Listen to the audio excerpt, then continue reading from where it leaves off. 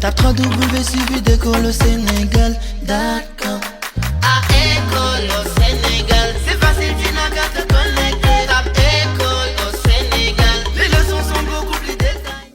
Voilà donc par rapport à ces deux exercices. Je l'ai dit tantôt que l'article relatif peut être remplacé par un adjectif qualificatif épithète, comme l'adjectif qualificatif peut être remplacé par des subordonnés relatifs. Dans le premier exercice, nous avons essayé de remplacer donc chaque subordonné relatif par un adjectif qualificatif épithète de sens voisin. À cause de la grande sécheresse, il y a des enfants qui ont faim. La subordonnée relative, c'est qui ont faim. Qui ont faim peut être remplacé par un adjectif qualificatif épithète. On peut bel et bien dire, à cause de la grande sécheresse, il y a des enfants affamés.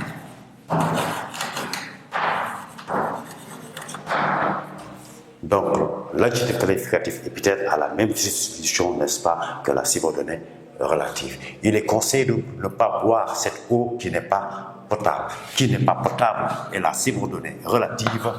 Donc, par quel mot on peut remplacer, par quel adjectif qualificatif on peut remplacer cette subordonnée relative? On ne peut pas dire qu'il n'est pas impotable, c'est pas possible. Donc, il est conseillé de ne pas boire cette eau impure. Donc, l'eau qui n'est pas potable, qui n'est pas bon à boire, c'est de l'eau impure. Ce joueur que personne ne connaissait fit des prouesses. Que personne ne connaissait. Là, vous avez une subordonnée relative qui est entrecoupée. Ce joueur fit des prouesses, proposition principale, que personne ne connaissait, c'est la subordonnée relative, et on va remplacer cette subordonnée relative par un adjectif qualificatif épithète. On peut bel et bien dire ce joueur inconnu,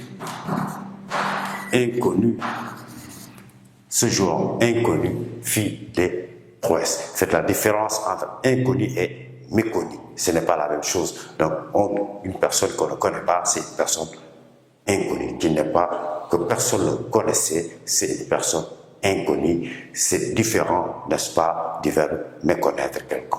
Très bien. C'est un pays où il pleut beaucoup. La subordonnée relative, c'est où il pleut beaucoup. On peut remplacer où il pleut beaucoup par un adjectif qualificatif épithète. C'est un pays pluvieux.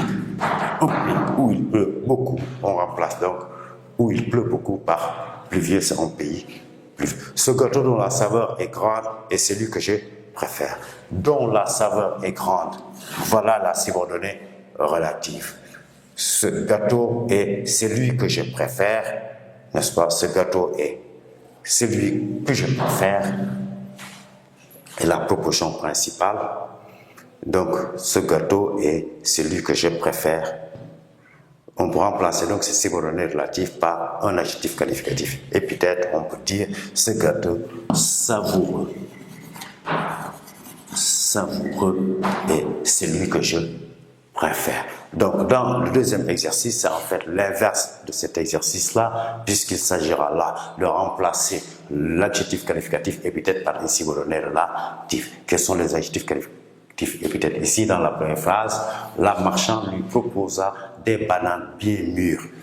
Mûr ici est l'adjectif qualificatif. Donc, on peut le remplacer par une subordonnée relative, donc une phrase qui va commencer par un pronom relatif. La marchande lui proposa des bananes qui sont bien mûres. Très bien. C'est une histoire imaginable, c'est une histoire qu'on ne peut pas imaginer, qu'on ne peut pas imaginer. C'est une histoire qu'on ne peut pas imaginer. Voilà. C'est une histoire qu'on ne peut pas imaginer. Le vieillard édenté est mon grand-père. L'adjectif qualificatif épithète ici, c'est édenté. On peut bel et bien dire le vieillard qui a perdu ses dents est mon grand-père. Bien, le vieillard qui n'a pas de dents est mon grand-père. Il a écrit le message avec une encre invisible. Il a écrit le message avec une encre qu'on ne peut pas voir. Qu'on ne peut pas voir. À la suite de ces deux exercices, nous allons prendre une phrase complexe pour en faire une analyse logique pour essayer de voir la démarche, n'est-ce pas, qu'il faut suivre pour faire une analyse logique des subordonnés relatifs. Voilà donc l'analyse logique de ces trois phrases nous permettra de voir les difficultés, n'est-ce pas, que l'on rencontre souvent par rapport à la subordonnée relative. La démarche à suivre consiste d'abord à souligner les verbes conjugués pour déterminer le nombre de propositions. Vous avez pensé, il pense que l'exposé qu'il a fait, c'est pas le verbe à faire qui est conjugué, c'est le verbe faire qui est conjugué au passé composé. À faire n'existe pas. Et vous avez le verbe être égal. Vous avez là donc trois propositions. Il faudra essayer donc de déterminer le sujet de chaque verbe conjugué. Il pense que l'exposé qu'il a fait, il a fait, est réussi. Quel est le sujet de réussi? C'est l'exposé. L'exposé est réussi. Il a fait. Il pense. Dans tous les cas de figure, la proposition principale ne doit pas avoir un subordonnat, donc il ne doit pas avoir un pronom relatif. Donc la subordonnée relative, la proposition principale, n'a jamais de subordonnat, c'est-à-dire n'a jamais de conjonction de subordination, n'a jamais de pronom relatif. Il pense. Et là, il faudra voir la différence entre pronom relatif et conjonction de subordination. Là déjà, ce n'est pas qui il, puisque si je remplace il par Mamadou, il pense que l'exposé que Mamadou a fait. Donc le qui apostrophe n'est pas qui, c'est que. Mais ce que-là est différent de ce que. Pourquoi ce que-là, n'est-ce pas, se place après un verbe? Là, vous avez une conjonction de subordination.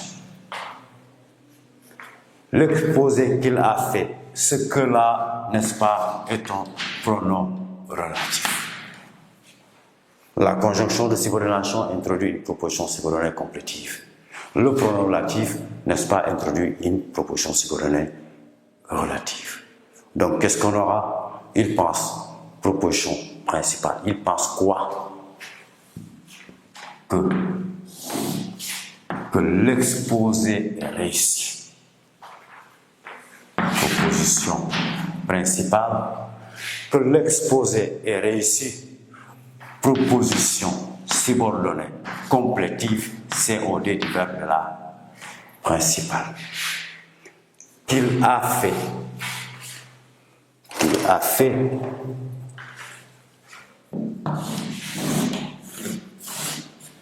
Nous avons là la subordonnée relative introduite par le pronom relatif que, c'est pas qui, complément de l'antécédent exposé. Je reprends donc. Là, il ne faut pas véritablement faire des confusions. C'est le pronom relatif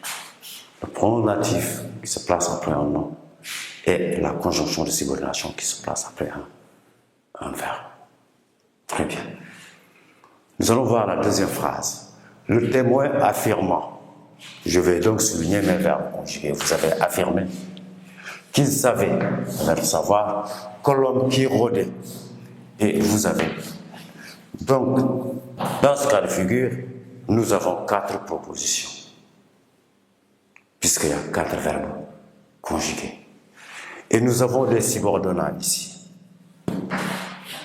Qui est un pronom relatif. Il affirma qu'il savait que l'homme.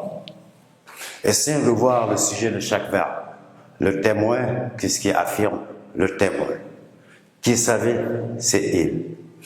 Qui rôdait, c'est l'homme. Et ce l'homme-là est remplacé par le pronom relatif. Je précise, le pronom relatif n'est jamais complément de l'antécédent. Il est sujet.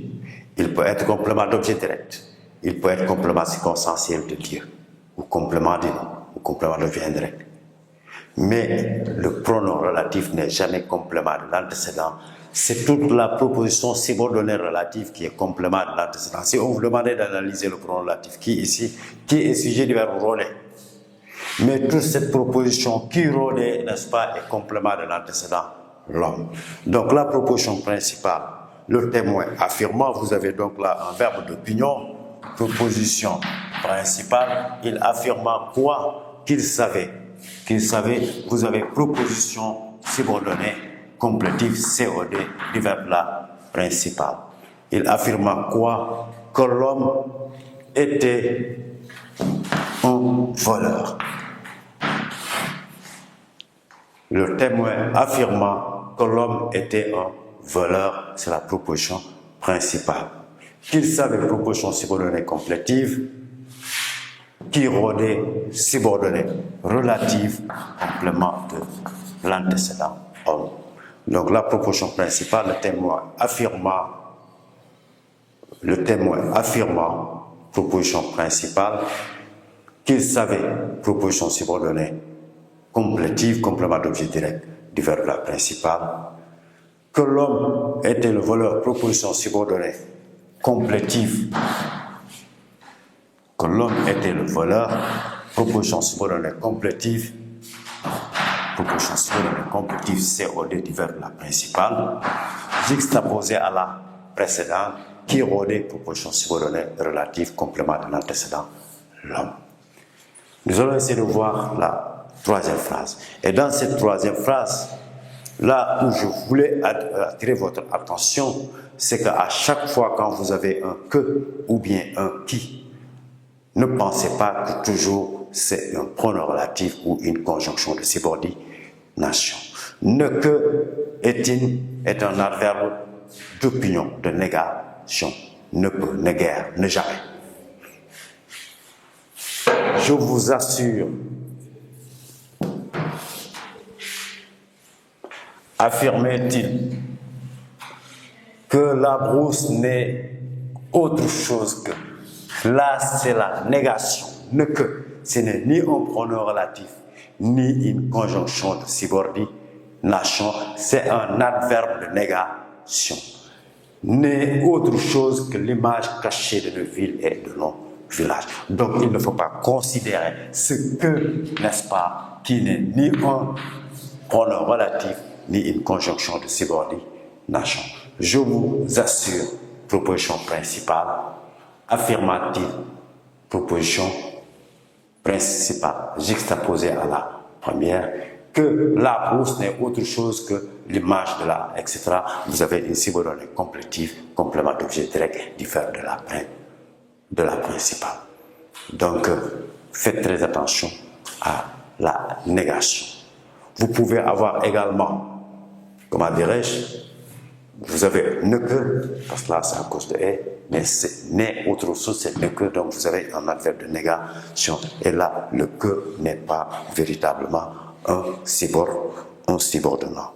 Vous pouvez avoir également un comparatif d'égalité, de supériorité, ou bien un superlatif. Là également, ne prenez pas le que, n'est-ce pas, comme une conjonction de subordination, ni un pronom relatif. Il est plus vieux que son père, vous avez plus que, n'est-ce pas, qui est un comparatif de supériorité. D'ailleurs, il est plus vieux que son père. Il y a une seule phrase, il y a un seul verbe conjugué, c'est une proposition indépendante. Et le que vous avez dans cette phrase-là, ce que n'est ni un pronom relatif, ni une conjonction de subordination.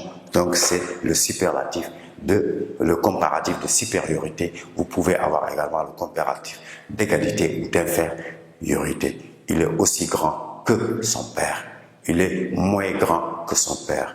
Il est plus grand que son père. Donc faites attention avec le comparatif. Faites attention avec, n'est-ce pas, les adverbes de négation comme ne peut, etc.